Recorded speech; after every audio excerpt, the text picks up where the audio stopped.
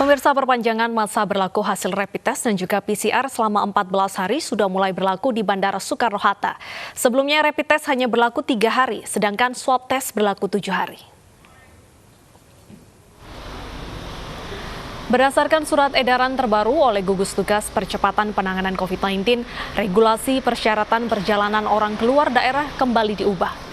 Dalam surat edaran nomor 9 tahun 2020 terkait kriteria dan persyaratan perjalanan orang dalam adaptasi kebiasaan baru, tertulis masa berlaku hasil uji rapid test diperpanjang sampai 14 hari. Tidak hanya hasil rapid test, hasil tes PCR juga berlaku 14 hari. Sebelumnya pemirsa, rapid test hanya berlaku 3 hari, sedangkan swab test berlaku 7 hari. Baru tahu tadi pagi sih. Ya saya sih sangat setuju ya, soalnya bisa membantu kami yang yang cuman perginya sebentar gitu. Dulu kan setahu saya cuma 3 hari, sekarang ya alhamdulillah diperpanjang 14 hari. Tetap sih saya juga bawa HS gitu, bawa tisu basah gitu.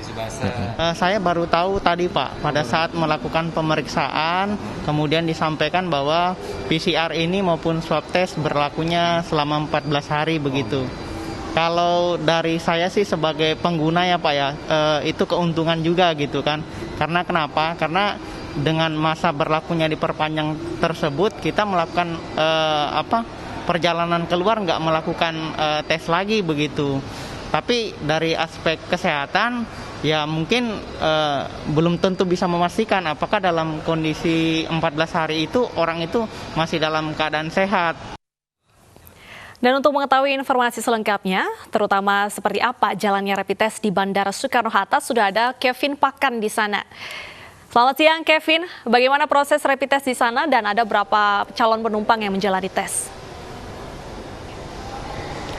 Ya, selamat siang Deta dan juga pemirsa. Sejak 26 Juni 2020 lalu, Gugus Tugas Percepatan Penanganan COVID-19 memperpanjang masa berlaku dari tes PCR maupun rapid test mencapai 14 hari. Di mana pada saat ini kami memantau dari pagi hingga pada siang hari ini, situasi terpantau cukup sepi. Memang kami memantau ini, kami hanya melihat sejumlah penumpang yang datang untuk melakukan penerbangan ke sejumlah kota yang ada di Indonesia. Perlu diketahui Deta dan juga pemirsa bahwa untuk tes PCR yang mana sebelumnya ini hanya maksimal 7 hari dan untuk tes atau rapid test ini hanya maksimal 3 hari dan sekarang menjadi 14 hari.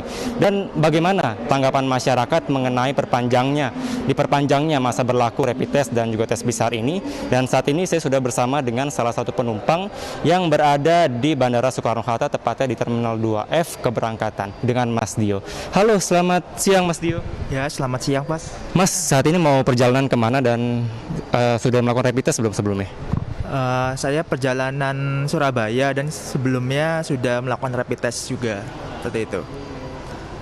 Baik, Mas, kemudian apakah tadi pada saat masuk ke bandara ini dilakukan protokol kesehatan? Iya, tadi pas masuk itu sudah pertama di kamera thermal sudah di-scan, kemudian dicek juga rapid testnya, hasilnya untuk distempelnya, dan juga di mana-mana juga sudah disediakan oleh pihak bandara hand sanitizer atau alkohol supaya bersih dan aman lah untuk penumpang juga di bandara Soekarno-Hatta. Baik Mas Dio, kemudian adanya diperpanjangnya untuk masa berlaku tes rapid test dan juga tes PCR selama 14 hari. Mas Dio setuju nggak dengan keadaan ini? Kalau prinsipnya sih setuju ya, karena itu bisa lebih hemat untuk masyarakat, khususnya untuk masyarakat yang sering dinas keluar kota. Kemudian karena masa berlakunya diperpanjang 14 hari. Mungkin untuk negatifnya ini perlu dipertimbangkan apakah masyarakat atau itu yang sudah melakukan rapid test selama 14 hari itu benar-benar sehat atau tidak, karena masa karantina itu kan juga 10 hari sedangkan rapid test 14 hari. Oleh karena itu perlu dipertanyakan juga apakah ini 14 hari benar-benar sudah pasien ini benar-benar sehat atau tidak, seperti itu. Baik, Mas Dio, kemudian untuk persiapan untuk menuju tempat tujuan ini bagaimana protokol kesehatan yang Mas Dio siapkan? Kalau dari rumah tetap sih kita mempersiapkannya itu saya Pertama, masker dan hand sanitizer selalu dibawa, dan juga masker selalu dipakai dimanapun, tidak boleh dilepas, dan juga ketika menyentuh apapun tetap harus melakukan cuci dengan hand sanitizer atau cuci tangan dengan sabun, seperti itu. Baik, terima kasih Mas Dio atas waktunya. Ya, Deta dan juga pemirsa, tadi merupakan wawancara saya bersama salah satu penumpang yang ada di Bandara Soekarno-Hatta. Memang di sini mereka tetap melaksanakan protokol kesehatan yang cukup ketat. Dan pemirsa, sebagai informasi saja bahwa beberapa hari waktu lalu di Bandara Soekarno-Hatta ini terdapat satu penumpang yang positif COVID-19 di mana melakukan penerbangan dari Jakarta menuju Sorong, yaitu penumpang ini merupakan salah satu siswa afirmasi yang berada di Kabupaten Sorong Selatan. Dan tentu ini menjadi PR kita bersama, terutama bagi para operator yang ada di sini untuk dapat menerapkan protokol kesehatan, terutama dalam pengecekan hasil rapid test dan juga tes PCR ini dapat dilakukan secara ketat. Deta dan juga pemirsa. Terima kasih Kevin atas informasinya. Selamat bertugas kembali dan tetap jaga jarak. Ya pemirsa, satu penumpang pesawat Garuda tujuan Jakarta Sorong diketahui positif COVID-19 saat tiba di Bandara Domine Edward Sorong, Papua Barat. Kejadian ini diketahui petugas saat menemukan dokumen penumpang yang positif COVID-19 berdasarkan hasil pemeriksaan PCR. Satu penumpang Garuda Indonesia berinisial WH yang diketahui positif COVID-19 saat ini telah dikarantina di rumah karantina penyakit menular Pemkot Sorong. WH yang berusia 20 tahun merupakan siswa program afirmasi menengah asal Kabupaten Sorong Selatan yang terbang dari Jakarta bersama 43 siswa lainnya. Saat tiba di Bandara Domine Edward tanggal 27 Juni 2020, petugas mendapati dokumen WH bertuliskan positif COVID-19, hasil pemeriksaan PCR yang dikeluarkan Laboratorium Dinas Kesehatan Provinsi Jawa Barat. Akibat kejadian ini, sebanyak 90 lebih penumpang yang satu pesawat dengan WH telah diminta untuk melakukan karantina mandiri. Selain itu, 43 siswa program afirmasi yang merupakan rekan WH lainnya juga telah diswab tes dan masih menunggu hasil laboratorium. Dengan adanya penumpang dari Jakarta yang terdapat atau ditemukan positif, tim Satgas COVID-19 Kota Sorong telah bekerjasama dengan tim Satgas COVID-19 Sorong Selatan dengan Dinas Pendidikan dan Kesehatan.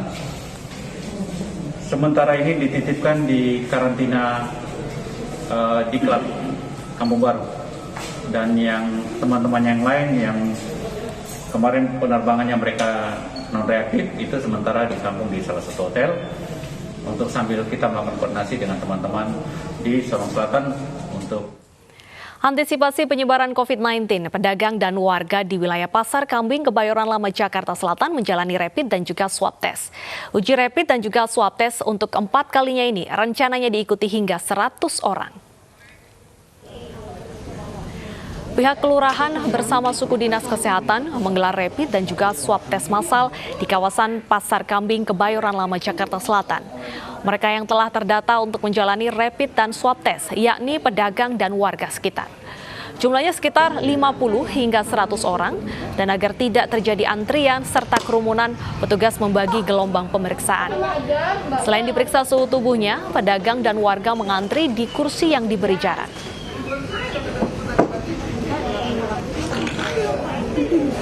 Ya, ini hari ini ada pelayanan rapid test dari Sudin Kesehatan Jakarta Selatan. Untuk pelaksanaan targetnya 50 sampai 100. Kemudian dilaksanakan sudah yang keempat di Kelurahan Kebayoran Lama Selatan.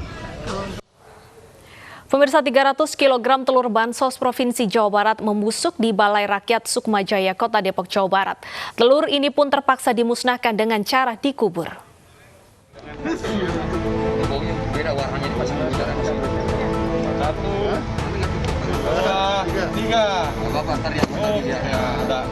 Pemusnahan telur tak layak konsumsi akibat membusuk sebanyak 300 kg dilakukan di Balai Rakyat Sukmajaya, Depok, Jawa Barat. Telur ini merupakan bantuan sosial dari Provinsi Jawa Barat yang tidak tersalurkan lantaran terkendala waktu dan pendataan yang tidak akurat. Seperti orang yang dimaksud telah meninggal atau sudah pindah rumah. Kita memusnahkan telur-telur yang sudah tidak layak. Nah, ini atas perintah dari Pak Gubernur juga, disaksikan oleh dari Indak Kota Depok, Dinsos Kota Depok, dari Bapak-Bapak Babinsa dan Kamtibmas Pol. Alhamdulillah, sisa dari telur-telur yang tidak kita distribusikan dan yang terakhir kita sumbangkan ke beberapa panti asuhan, dinas pondok pesantren dan lain sebagainya. Inilah yang tersisa kita musnahkan karena memang sudah tidak layak. Tentu saja pemusnahan 300 kg telur menjadi evaluasi ke depan karena telur memiliki masa baik digunakan hanya 14 hari saja, sehingga telur ke depannya diganti dengan sembako lain.